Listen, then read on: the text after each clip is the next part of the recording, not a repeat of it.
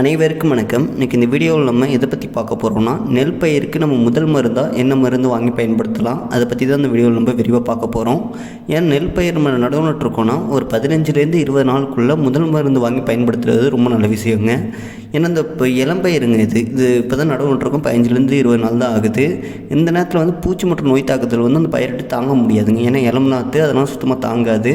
அதனால் இந்த நேரத்தில் அந்த பயிருக்கு என்ன நோய் மற்றும் பூச்சி தாக்குதல் வரும்னு பார்க்கும்போது அதிகமாக வந்து நாற்று இல்லாட்டி நடவு ரெண்டுத்துலேயுமே இலைப்பேன் வந்து கண்டிப்பாக வருங்க. நம்ம நடவு நட்டதுலேயே வந்து நம்ம நல்லா பார்க்கலாம், பயிரில் இலைப்பேன் தாக்குதல் நல்லாவே தெரியுங்க. அடுத்தது பார்க்கும்போது இலை சுருட்டு புழுவும் அப்படியே ஒன்றார தெரிய ஆரம்பிக்குங்க. ஏன்னா நாற்றுலேயே இருக்கும். நம்ம நடவு வயலுக்கு மாற்றினதுக்கப்புறம் அப்படியே தூரத்துலேருந்து நம்ம பார்க்கும்போது நடவு வயலில் அப்படியே வெள்ளையே தெரியுங்க. அதுக்கு என்ன காரணம் பார்க்கும்போது நம்ம வயலில் வந்து இலை சுருட்டு புழு இருக்குது அப்படின்னு நம்ம தெரிஞ்சுக்கலாம். அடுத்தது இந்த பருவத்தில் வந்து ஆணிக்கொம்பன் தாக்குதலும் கொஞ்சம் அதிகமாக வந்துக்கிட்டு இருக்குங்க. அடுத்தது வந்து குருத்துப்பூச்சி வருங்க. குருத்துப்பூச்சி வந்து இப்போக்கி வரும். இப்போக்கி அதுக்கு நம்ம சரியாக மருந்தடிச்சு கண்ட்ரோல் பண்ணிட்டோம்னா எந்த ஒரு பிரச்சனையுமே கிடையாதுங்க. இதுக்கு நம்ம சரியான நம்ம மருந்தடிச்சு நம்ம கண்ட்ரோல் பண்ணலாட்டினா இந்த குருத்துப்பூச்சி எப்படி இருக்குன்னு உங்களுக்கு நல்லாவே தெரியும்.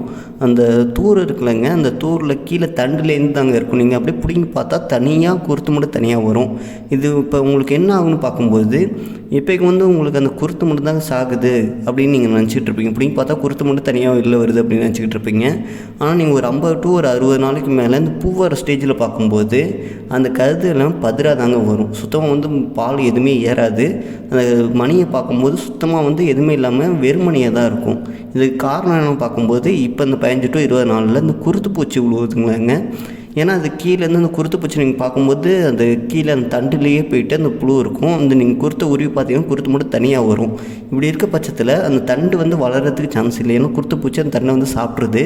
ஏன்னா அந்த தண்டு வளர்ந்துக்கிட்டே இருந்தால், அதாவது புதுசாக அது வந்து அந்த இலைகள் நெல் பயிரோட இலைகள் வந்துகிட்டு இருந்தால் மட்டும்தான், செடி வளர்ந்தால் மட்டும்தான் அது வந்து பூ வைக்கும்போது அதுக்கு சரியான அளவுக்கு வந்து பூ பருவத்தில் அது பூ பூக்கும். இப்போ வந்து தண்டே இது சுத்தமாக இது காலி பண்ணிடுச்சுன்னா சுத்தமாக வந்து இது தண்ணிலேருந்து பூவே வராது. அப்படி வராத பட்சத்தில் ஒரு வேளை வந்தால் கூட அது வந்து பதறாக மாறுறதுக்கு தான் சான்ஸ் அதிகமாக இருக்குது. இதனால தாங்க குருத்து பூச்சிக்கு ஆரம்ப காலத்துலேயே ஒரு மருந்து அடிச்சு விட்றது ரொம்ப நல்ல விஷயம் அப்படின்னு சொல்லுவாங்க. அதே மாதிரி இந்த நேரத்தில் நெல் பயிர்கள் நோய் என்ன வரும்னு பார்க்கும்போது இலைப்புலி நோய் வருங்க. அப்படியே இலை பார்க்கும்போது அப்படியே புளியாக இருக்கும். அந்த தான் இலைப்புலி நோயின்னு சொல்லுவாங்க. இது எல்லாமே இந்த ஆரம்ப காலகட்டத்தில் வரக்கூடிய நோய்ங்க. இந்த நோய்களுக்கு நம்ம என்ன மாதிரியான மருந்துகள் அடிக்கலாம் அப்படிங்கிறத பற்றி இப்போ நம்ம விரிவாக பார்க்கலாம். நம்ம வந்து 2 டைப்பாக நம்ம மருந்து வச்சுருக்கோங்க. அதாவது ஏன்னா ஒவ்வொரு ஏரியாலும் ஒவ்வொரு மருந்துகள் தான் கிடைக்கும். ஒரு மருந்துகள் சில டைம் கிடைக்காது. ஏன்னா ஒரு விவசாயிகள் வந்து போன பருவத்தில் வாங்கி பயன்படுத்தின மருந்து இந்த பருவத்தில் பயன்படுத்த வேணாம் அப்படின்னு நினைப்பாங்க. அதனால் இந்த வீடியோ வந்து நம்ம 2 மருந்து சொல்லியிருக்காங்க. அதாவது 2 டைப்பாக சொல்லியிருக்கோம். ஃபஸ்ட்டு நம்ம ஒரு மருந்து சொல்ல போகிறோம், அடுத்தது வந்து இன்னொரு மருந்து நம்ம சொல்ல போகிறோம். இது 2த்தில் உங்களுக்கு எது யூஸ்ஃபுல்லாக இருக்கும்னு நீங்கள் நினைக்கிறீங்களோ அதை வாங்கி நீங்கள் பயன்படுத்தலாம். 2மே வந்து ஒரே காம்பினேஷன் தாங்க. அதாவது கெமிக்கல் ஒரே ஒரு கெமிக்கல் மட்டும் தான் மாற்றி சொல்ல போகிறோம். இது மற்றபடி வந்து மற்ற மருந்துகள் எல்லாமே ஒன்று தான், நீங்கள் வாங்கி பயன்படுத்தலாம். எனக்கு தெரிஞ்சு 2 மருந்துமே நல்லா கேட்குங்க. நீங்கள் ஆல்ரெடி பயன்படுத்திக்கிட்டு இருக்க மருந்து தான் உங்களுக்கு நல்ல கண்ட்ரோல், அதாவது பூச்சி மற்றும் நோயை நல்லாவே கண்ட்ரோல் பண்ணி கொடுக்கும். இதை நம்ம ஃபஸ்ட்டு சொல்ல போகிற மருந்துன்னு பார்க்கும்போது குளோரிபைபாஸுங்க.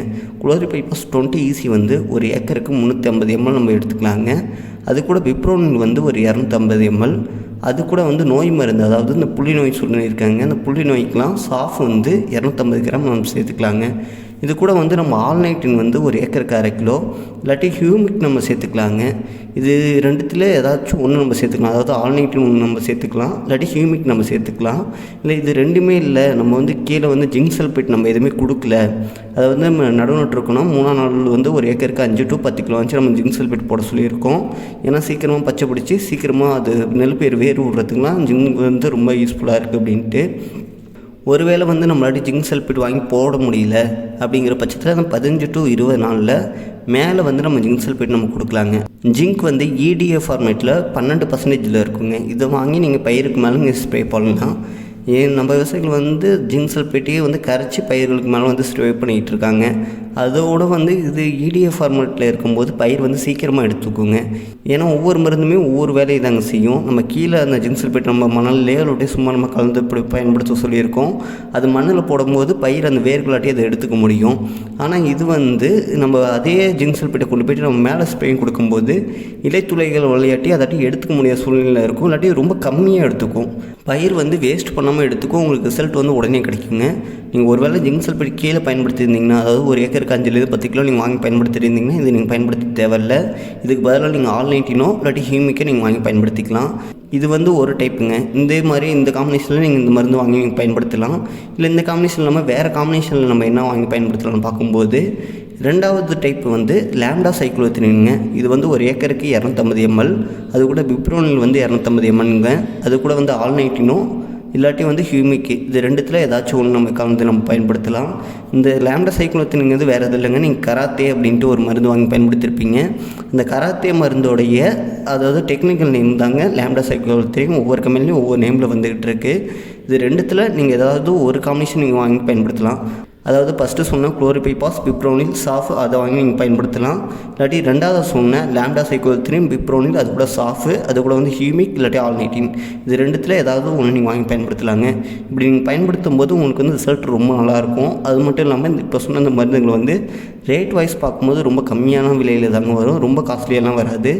ஏன்னா ஒவ்வொரு விவசாயிகள் வந்து இன்ஸ்டாகிராமில் தனியாக மெசேஜ் பண்ணிகிட்டு இருக்காங்க, நான் மருந்து வாங்கிட்டு இருக்க தம்பி ஒரு ஏக்கருக்கு 2000 to 2500 பில் போடுறாங்க அப்படின்ட்டு.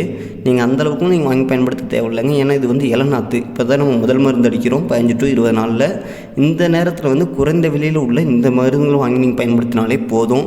இதுவே உங்களுக்கு நல்ல ரிசல்ட் கொடுக்கும். அது இப்போ நம்ம மேலே சொன்ன மாதிரி இலைப்பேன், இலை சுருட்டு புழு, ஆணை கொம்பன், குருத்துப்பூச்சி, இலை புள்ளி, இது போன்ற அனைத்து விதமான அதாவது இந்த இளநாட்டில் என்னென்ன பிரச்சனைகள் வருமோ இது எல்லாமே கெட்டுருங்க.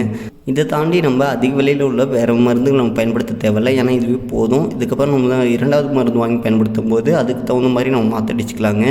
ஆரம்ப காலகட்டத்தில் இப்போ சொன்ன இந்த மருந்துகளே போதும். இது இல்லாமல் இன்னும் காம்பினேஷன் நிறையா இருக்குங்க. ஆனால் இது வந்து ரேட் வைஸ் கம்மியாக உள்ளது. இந்த மருந்துகள் நீங்கள் வாங்கி பயன்படுத்தினாலே போதுமான அளவாக இருக்குங்க. இது நீங்கள் பயன்படுத்தும் போது வந்து ஒவ்வொரு மருந்து தனித்தனியாக கரைங்க. ஏன்னா சில விவசாயிகள் என்ன பண்ணுறாங்க பார்க்கும்போது எல்லா மருந்தும் ஒரே டப்பாவில் கலந்துடுறாங்க. அதாவது இப்போ சொன்ன இந்த 4 மருந்துமே ஒரே டப்பாவில் கலந்து அதை கொண்டு போய்ட்டு ஸ்ப்ரேயில் ஒன்றா ஊற்றி அடிக்கிறாங்க. அது தப்புங்க. நீங்கள் வந்து இந்த 4 மருந்துமே தனித்தனி பக்கெட்டில் கலந்து வச்சுக்கிட்டு ஸ்ப்ரேயரில் வந்து நீங்கள் ஒவ்வொரு மருந்தாக ஊற்றுங்க. ஊற்றிட்டு கொஞ்சம் தண்ணி ஊற்றிட்டு திரும்பி மருந்து ஊற்றி திரும்பி தண்ணி ஊற்றுங்க. அப்படி ஊற்றும் போது தான் கெமிக்கல் ரியாக்ஷன் வந்து எதுவுமே நடக்காதுங்க. ஏன்னா நீங்கள் 4 மருந்தையும் ஒரே டப்பாவில் கலந்து வைக்கும்போது இதோட பவர் கம்மியாகிறதுக்கு வேலை இருக்குது. அதே மாதிரி வந்து வேறு ஏதாவது ஒரு எஃபெக்டிவாக வேறு ஏதாச்சும் ஆகிறதுக்கு கூட சான்ஸ் வந்து ரொம்ப ரொம்ப அதிகங்க. அதனால் நீங்கள் ஒரு மருந்து வாங்குறீங்கன்னா அது தனியாக பயன்படுத்துங்க. அதாவது தனியாக கலந்து ஸ்ப்ரேயரில் நீங்கள் ஊற்றும் போது நீங்கள் ஒன்றா ஊற்றிக்கலாம். அதனால் எந்த ஒரு பிரச்சனையுமே வராது. அதே மாதிரி ஒரு ஏக்கருக்கு வந்து என்ன பண்ணுறாங்க பார்க்கும்போது 5 to 6 டேங்க்லேயே அடிச்சிடுறாங்க. அப்படிலாம் அடிக்காதீங்க. குறைஞ்சது 10 to 11 டேங்க் தாங்க லெவல். அதாவது 10 டேங்குங்கிறது கரெக்டான அளவுங்க. ஒரு ஏக்கருக்கு 10 டேங்க் நம்ம அடிக்கும் போது ஏன்னா நம்ம நினச்சி பிடிக்கணும். ஏன்னா இது வந்து மற்ற மருந்துகள் மாதிரி இது வாசத்துக்காக அடிக்கலைங்க. ஏன்னா குருத்து பூச்சி முதற்கொண்டு நம்ம இந்த மருந்தில் வந்து நம்ம கொடுக்குறோம், குருத்து பூச்சிலாம் உலகமாக இருக்கணும் அப்படின்ட்டு. அப்படின்னு நம்ம பார்க்கும்போது இந்த மருந்து வந்து இந்த பயிர் வந்து நினச்சி பிடிக்கணும். அதாவது பயிர் வந்து நினச்சி பிடிச்சிக்கிட்டு இருந்தால் மட்டும்தான் பயிரில் போய்ட்டு மருந்து சேரும். அதனால் வந்து மற்ற பூச்சிகள் எதுவுமே வராமல் இருக்கும். மழை இப்போ வந்து நசன்னு பேஞ்சிக்கிட்டு இருக்குங்க. இது கூட நீங்கள் மருந்தடிக்கும் போது ஒட்டு பசையும் ஒரு ஏக்கருக்கு வந்து ஒரு 100 ml நீங்கள் கலந்து பயன்படுத்துங்க. ஏன்னா நம்ம வந்து ஒரு 1000 ரூபா 1100 ரூபாய்க்கிட்ட நம்ம மருந்து வாங்குகிறோம். இதுக்கு போய்ட்டு ஒரு 100 ரூபா நம்ம செலவு பண்ணி நம்ம ஒட்டு பசை சேர்த்து அடிக்கும் போது தாங்க பயிர் வந்து அந்த மருந்தை நல்லா அப்சர்வ் பண்ணி ஃபுல்லாகவே எடுத்துக்கும். அதேமாதிரி நீங்கள் ஒட்டு பசை வாங்குறதா இருந்தால் சிலிக்கான் டைப் ஒட்டு பசை அப்படின்னு கேளுங்க. அது கொஞ்சம் நல்லாயிருக்கும். ஏன் பயிரில் எங்கேயாச்சும் ஒரு இடத்துல பட்டாலே பயிரில் ஃபுல்லாக அது ஸ்ப்ரெட் ஆகும். அந்த சிலிக்கான் டைப் ஒட்டு பசை வாங்கி பயன்படுத்துங்க. அது உங்களுக்கு நல்ல ரிசல்ட் கொடுக்கும். அதே மாதிரி வந்து காலை நேரத்தில் பயிர்களுக்கு வந்து மருந்தடிங்க. ரொம்ப பனியில் அடிக்க வேணாம். பனியில் அடிச்சதுன்னா பயிருக்கு வந்து கொஞ்சம் கருகிறதுக்கு கூட சான்ஸ் இருக்குங்க. அதான் பனியில் அடிக்க தேவையில்ல. கொஞ்சம் வெயில் வந்து ஒரு 9 to 9:30 கொஞ்சம் நல்லா வெயில் காட்ட ஆரம்பிக்குது. இந்த நேரத்தில் நீங்கள் பயிருக்கு நீங்கள் ஸ்ப்ரே பண்ணும்போது பயிர் வந்து ஃபுல்லாகவே எடுத்துக்கும். ஏன் கால நேரத்தில் பயிருக்கு வந்து நம்ம ஸ்ப்ரே பண்ண சொல்கிறோம்னா கால நேரத்தில் தாங்க பயிரில் வந்து இந்த பெண் அந்து பூச்சிகள்லாம் கால நேரத்தில் தாங்க இருக்கும். பயிர்லேயே அந்த பூச்சிகள்லாம் இருக்கும். அப்போக்கி நம்ம ஸ்ப்ரே பண்ணும்போது அந்த பெண் அந்த பூச்சிகள் மேலேயும் போயிட்டு இந்த மருந்து போய்ட்டு ஸ்ப்ரே ஆகும். அதனால் வந்து திரும்பி வந்து பூச்சிகள் பரவுறது வந்து ரொம்ப ரொம்ப கம்மியாக இருக்குங்க. ஏன்னா பெண் அந்த பூச்சி தான் வந்து ஒவ்வொரு இடத்துல வந்து முட்டை வச்சுட்டு போவோம். அதாவது நம்ம குருத்து பூச்சியாக இருக்கட்டும் இல்லை சூட்டப்புறாக இருக்கட்டும், இது எல்லாத்துக்குமே முட்டை வைக்கிறது வந்து இந்த பெண் அந்த பூச்சிகள் தான். ஃபஸ்ட்டு அதுக்கு கவர் பண்ணி அதை நம்ம கண்ட்ரோல் பண்ணுறதுக்கு தான் கால நேரத்தில் போய்ட்டு மருந்தடிக்க சொல்லுவாங்க. அதனால் கால நேரத்தில் மருந்தடிங்க உங்களுக்கு நல்ல ரிசல்ட் கொடுக்கும். அதே மாதிரி நம்ம மருந்தடிக்கும்போது நடுவயலில் வந்து தண்ணி அதிகமாக கட்டி மருந்தடிக்காதீங்க. தண்ணியை வந்து மோஸ்ட்லி வடிகட்டி விட்ருங்க. மேடு தெரியாத அளவுக்கு தண்ணி இருந்தால் போதுங்க. ஃபுல்லாக தண்ணி கட்டிட்டு நம்ம மருந்தடிச்சோம்னா சுத்தமாக கேட்காது. அதனால் தண்ணி வந்து வடிகட்டிடுங்க. ஃபுல்லாக வடிகட்டிட்டு கொஞ்சம் தண்ணி மேடு தெரியாத அளவுக்கு தண்ணி பரவலாக இருந்தால் மட்டும் போதும். அந்த நேரத்தில் மருந்தடிங்க உங்களுக்கு நல்ல ரிசல்ட் கொடுக்கும். அதே மாதிரி இப்போ சொன்ன இந்த 2 டைப்பான மருந்துகளுமே அனைத்து விதமான ரகத்துக்குங்க. அதாவது இந்த ரகத்தை தான் வாங்கி பயன்படுத்தணும், இந்த ரகத்தை பயன்படுத்தக்கூடாது அப்படின்னு கிடையாதுங்க. ஏன்னா இது முதல் மருந்து. இந்த மருந்தை வந்து அனைத்து விதமான ரகத்துக்கு நம்ம வாங்கி பயன்படுத்தலாம். அப்படி பயன்படுத்தும் போது ஏன்னா இது ஆரம்ப காலம், நெல் இப்போ தான் நடவு விட்டுருக்கோம், 15 to 20 நாள். ஆரம்ப காலத்தில் வரக்கூடிய அனைத்து விதமான பூச்சி மற்றும் நோய்களை இது கண்ட்ரோல் பண்ணி கொடுக்கும். அதனால் நீங்கள் பயப்படாமல் நீங்கள் வாங்கி பயன்படுத்தலாங்க. இது வந்து 2 டைப்பாக நம்ம சொல்லியிருக்கோம். முதல் டைப்பை நீங்கள் வாங்கி பயன்படுத்தலாம், இல்லாட்டி 2வது டைப் நீங்கள் வாங்கி பயன்படுத்தலாம். ரெண்டுமே ஊரில் போய்ட்டு உங்கள் பக்கத்தில் இருக்க கடையில் ரேட் வைஸ் எது கம்மியாக வருதுன்னு கேளுங்க. இதில் எது உங்களுக்கு கம்மியாக இருக்கோ அதே நீங்கள் வாங்கி பயன்படுத்துங்க, உங்களுக்கு நல்ல ரிசல்ட் கொடுக்கும்.